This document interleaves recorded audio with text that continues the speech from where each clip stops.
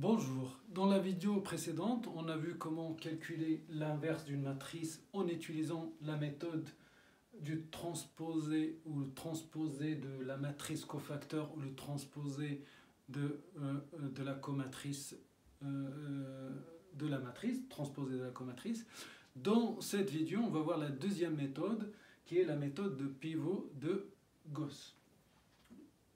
Je reprends toujours la matrice A de 2, 5, 3, 6, donc c'est la matrice que j'ai utilisée dans la vidéo précédente pour trouver la matrice A-1 en utilisant la matrice des cofacteurs ou la matrice comatrice ou le transposé de la comatrice.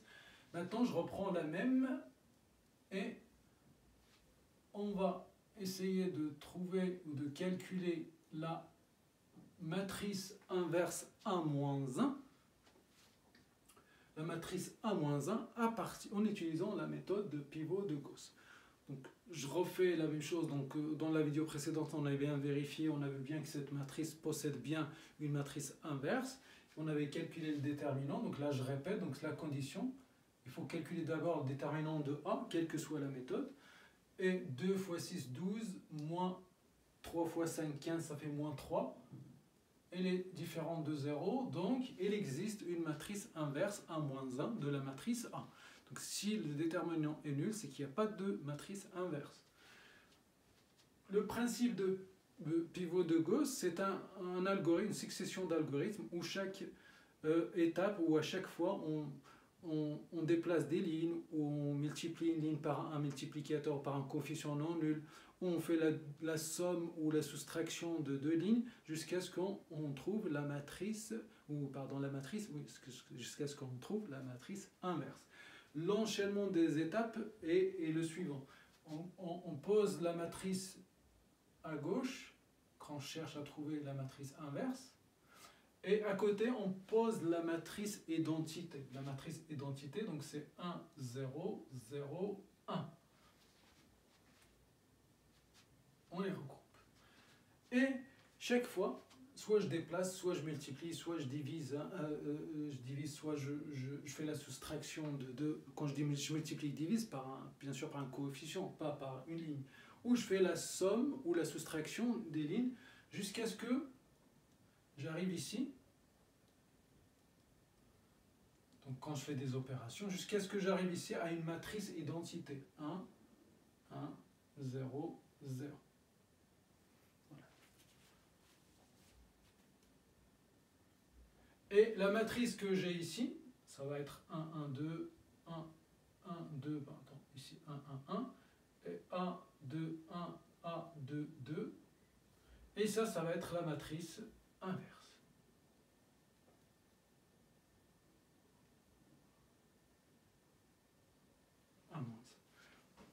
Mon point de départ, c'est ici.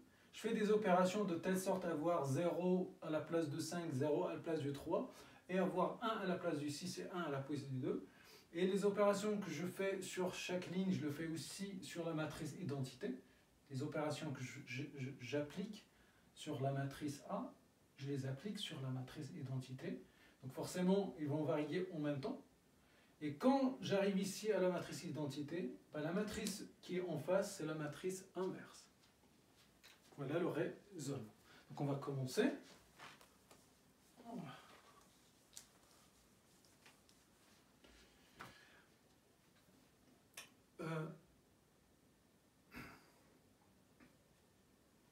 Allez, on va commencer.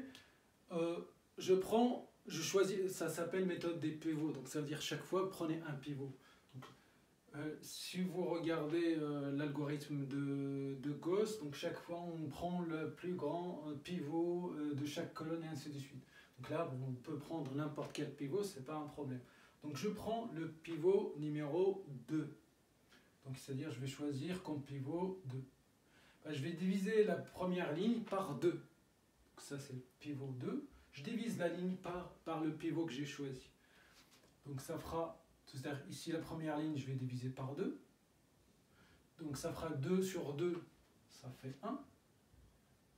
5 sur 2. Là aussi je fais la même chose, 1 sur 2 et 0. Ici reste inchangé et ici ça reste inchangé.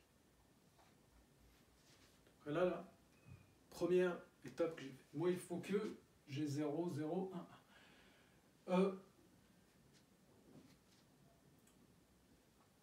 Ce que je vous conseille, c'est la priorité. Les 1 et 1, c'est facile à avoir, c'est pas un problème. Mais trouvez les zéros d'abord. Une fois que vous avez trouvé les zéros, c'est bon, le reste est beaucoup plus simple. D'accord? Si vous cherchez à trouver les 1 d'abord, après vous serez obligé de faire des opérations chaque fois en fait inverse pour détruire un 1, c'est-à-dire un 1 qui va devenir une valeur différente de 1 pour trouver 0 à côté et après refaire la valeur pour 1, c'est une perte de temps. Donc commencez par les 0 d'abord et après les 1, ça ne pose pas de problème. Pour avoir le 1, c'est le plus simple. Il y a pas de... C'est-à-dire si j'arrive ici et que j'ai des 0 partout, j'ai ici que 6, j'ai qu'à prendre cette ligne là où il y a 0 ici, je divise par 6 et j'ai le 1. Donc ça ne pose pas de problème. Donc trouver un 1, c'est facile, c'est pas compliqué. Par contre, trouver un 0, ça pose problème. Donc ici, si je veux avoir un 0 ici, il faut que j'ai ici un, si je fais ça moins ça, donc ça moins ça, donc si je prends ça comme pivot, je fais ça moins la ligne précédente. Pour avoir 0, il faut que je fais 3 moins 3. Moi j'ai 1. Ça veut dire qu'il faut que je multiplie la première ligne par 3. C'est-à-dire je fais la ligne 2 moins. Donc la ligne 2, ici j'ai 3. Donc je vais avoir un 0. Moins, il faut que j'ai moins 3. Mais moi j'ai 1. Donc il faut que je multiplie par 3. Comme ça, quand je multiplie ici par 3, donc 3 fois 1 c'est 3. Et quand je fais 3 moins 3, ça fera 0 et j'aurai le 0. Donc ça veut dire qu'il faut que je fasse L2 tout simplement, moins le pivot, je choisis le pivot, moins le pivot fois L1. Donc moins le pivot qui est 3, L1. Voilà. D'accord? Prenez une ligne, vous faites moins 3, d'accord? Je suis toujours sur la ligne 2. Donc j'ai choisi cette ligne comme pivot, ce 3 comme pivot. Donc je prends cette ligne, je fais moins, parce qu'en face j'ai 1, moins 3, le pivot, fois la première ligne. Et quand vous allez faire vos calculs, donc là je reprends, ici en haut je ne touche pas, donc ça fait toujours 1, 5 sur 2, et donc 1 sur 2, 0. Ici, deuxième ligne, je vais faire L2 moins 3, L1. L2 c'est 3, moins 3 fois L1, ça fait 3 moins 3, ça fait 0. Pareil, L2 moins 3 fois ça, donc 6 moins 3 fois 5 sur 2, 6 moins 15 sur 2. 6 moins 15 sur 2, ça fait 6 moins 15 sur 2. Allez, si vous voulez qu'on la fasse à côté. 6 moins 15 sur 2, c'est 12 sur 2, moins 15 sur 2, et ça fait moins 3 sur 2. Ouais. 12 sur 2, moins 15 sur 2, ça fait moins 3 sur 2. Moins 3 sur 2. Moins 3 sur 2. Je fais aussi la même chose ici. Donc L2 moins 3 L1. 0 moins 3 L1. 0 moins 3 demi, ça fait moins 3 demi. 1 moins 3, 0, donc ça fait 1 moins 0, ça fait 1. Donc là, ici, on a trouvé 0. Donc c'est bon, donc ça pose, on va dire qu'on commence à s'améliorer. Il me faut ici avoir le 0. Ouais. Il faut que ici j'ai le 0, j'ai 5 demi. J'ai pas le 0. Donc pour avoir le 0, c'est simple aussi, on va faire la même chose, c'est-à-dire la même stratégie. Donc je viens ici, je veux avoir un 0 ici, donc ça veut dire que la ligne qui est en bas, je ne vais pas la toucher. Donc je la réécris 0, moins 3 demi, et moins 3 demi, et 1. Vu que je ne vais pas y toucher. Ici, pour avoir le 0 ici, il faut ici j'ai moins, donc quand je vais faire plus, d'accord? Parce que 1 plus 0, ça ne me posera pas de problème. Donc 1 plus 0, c'est 1. Donc cette valeur ne va jamais changer parce qu'en face, il y a le 0. D'accord? Même si vous multipliez, 0 fois 10, ça sera toujours 0. Vous faites 1 plus, ça sera toujours 1. Ici, j'ai un négatif, donc si je fais positif plus négatif, je vais avoir 0. Mais il faut que 5 sur 2, il faut que je l'additionne à moins 5 sur 2. Il faut que j'ai ici 5 sur 2. Mais moi, j'ai 3 sur 2. Je n'ai pas 5 sur 2. J'ai moins 3 sur 2. Je n'ai pas moins 5 sur 2. Moi, je cherche moins 5 sur 2. C'est très simple. Vous venez ici. Nous, on a moins 3 sur 2. Moi, je veux, qu'est-ce qu'on veut? On veut moins 5 sur 2. C'est ça? Comme ça, quand je fais 5 sur 2 plus moins 5 sur 2, ça fera 0. Ben, comment je fais pour avoir moins 5 sur 2? Il faut se débarrasser, donc c'est-à-dire il faut ici se débarrasser du 3. Pour se débarrasser de 3, il faut que je divise par 3. Donc 3 demi divisé par 3, ça fait 1 sur 2. Et il faut que j'ai le 5, et donc fois 5. Voilà. Donc 3 sur 2 fois 5 sur 3, ça fait bien moins 5 demi. Donc vous simplifiez avec 3. Donc là, j'ai trouvé le multiplicateur, le coefficient que je dois multiplier, L2. Donc L2, je vais la multiplier par ça. Je fais L1 plus ça fois L2. D'accord? C'est simple de trouver les... Donc on cherche à avoir 0. Pour avoir 0, il faut que ici j'ai moins 5 sur 2. Il faut que j'ai... Voilà l'objectif, il faut que vous avez ça. Nous, on a ça. Ben, comment j'y arrive? Donc vous faites votre opération simple. Sinon, vous prenez donc ça divisé par ça, vous aurez ça, hein, c'est la même chose. Mais on voit bien, donc 3 sur 2, moi je veux que j'ai un 5. Il faut que je me débarrasse de 3, je divise par 3. Et après, je rajoute le 5. Comme ça, quand on simplifie, j'ai bien moins 5 sur 2. Donc il faut que je multiplie ma ligne par 5 sur 2, c'est-à-dire la deuxième ligne. C'est-à-dire ici, je vais venir, je vais faire L1 plus, j'ai expliqué pourquoi j'ai mis plus, hein, parce que j'ai un moins. D'accord? 5, 2 plus moins 5 sur 2, ça fera 0. Si je fais moins, je vais avoir 5 sur 2 plus 5 sur 2. Et ça ne sera pas 0. Ici, je mets un moins, ici tout à l'heure, parce que les deux étaient positifs. Donc, il faut faire moins pour avoir 0. D'accord? Donc, ici, c'est plus 5 sur 3. 5 sur 3, L2.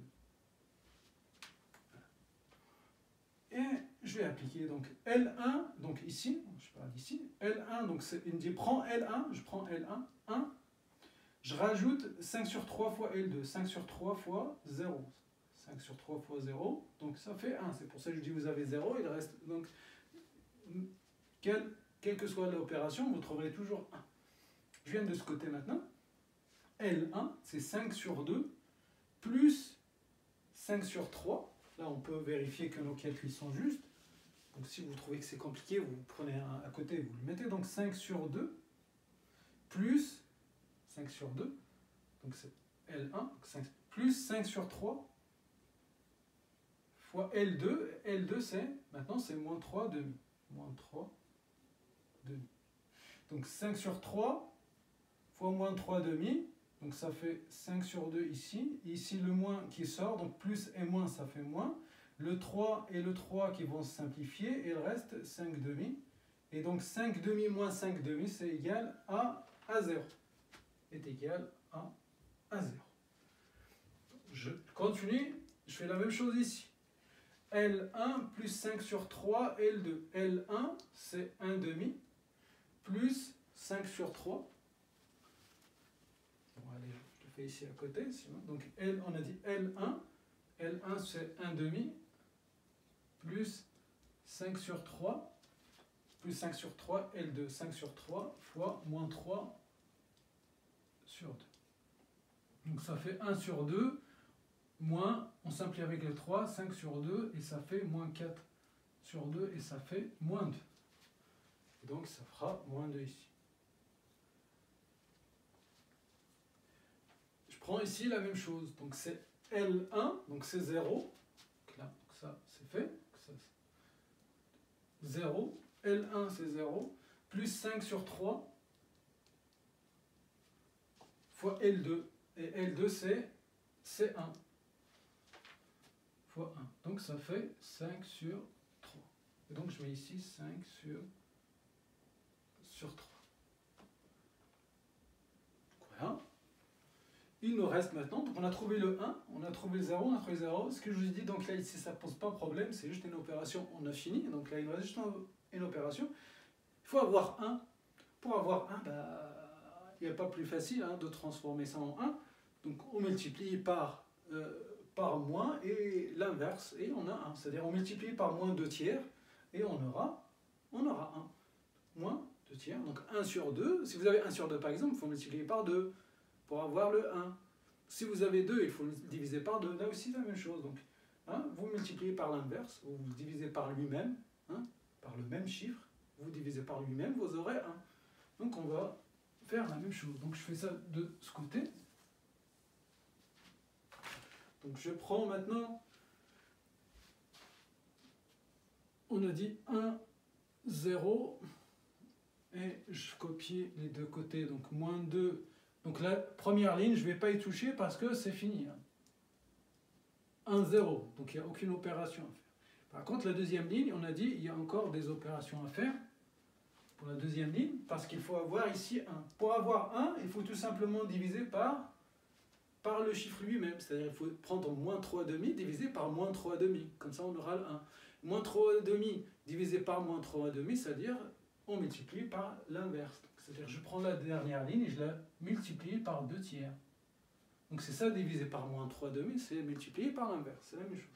Divisé par moins 3,5, c'est hein, A sur B sur C sur D, c'est A sur B fois D sur C. C'est la même chose. Et je vais faire ça partout. Donc 0 fois moins 2 sur 3, c'est 0. Moins 3,5 fois moins 2 tiers, c'est 1. D'accord? Là, je le fais ici si vous voulez. Donc moins 3 sur 2 fois moins 2 sur 3. Moins et moins c'est plus, et 2 avec 2, et 3 avec 3, et donc ça fait bien 1. D'accord? Et le moins ici, donc ça fait plus. Et vous avez 1. Donc là on a l'identité, il faut juste continuer pour avoir les chiffres ici qui manquent pour la fonction, pour la matrice inverse. Je fais la même chose. Je prends moins 3,5 et je la multiplie par 2 tiers. Donc c'est à moins 3,5, on a trouvé 1, donc là aussi on trouve 1. Donc, je ne vais pas le refaire, c'est la même chose. Moins 3,5 fois 2 tiers, c'est 1. Et 1 fois moins 2 tiers, c'est moins 2 tiers. Moins 2 tiers. Et voilà, on est arrivé à la matrice identité. La matrice qui est ici à côté, c'est la matrice inverse. Donc vous voyez, donc c'est pas très compliqué, c'est juste une logique d'addition. Hein. Il faut que vous preniez l'habitude. L'essentiel, c'est de chercher les zéros d'abord, et après le reste est beaucoup plus facile. Donc 1 moins 1 est égal à 1 moins 2, 1, 5 sur 3, et moins 2 sur 3. Et vous pouvez vérifier, donc là, vous pouvez vérifier, c'est une manière de, on va dire, de s'entraîner sur les calculs. Donc A moins 1 fois A, pardon, donc A1 moins 1 est égal bien la matrice identité, c'est-à-dire 1, 1, 0 et 0. Donc prenez cette matrice, là vous la multipliez par celle-là, vous allez trouver 1, 1 et 0, 0. Si vous trouvez pas 1, 1, 0, 0, ça ne veut pas dire que c'est faux. Ce que c'est juste, c'est que vous avez un problème dans le calcul. Encore, vous avez des lacunes dans les calculs matriciels. Donc voilà. Et voilà, j'arrive à la fin de cette vidéo. Donc là, on a vu les deux méthodes. Dans cette vidéo, on a vu la deuxième méthode pivot de Gauss. Dans la vidéo précédente, on a vu la méthode de transposée de comatrice pour toujours la même matrice. Donc dans la prochaine vidéo, je vais calculer la matrice inverse de la matrice B. Bon courage et à la prochaine.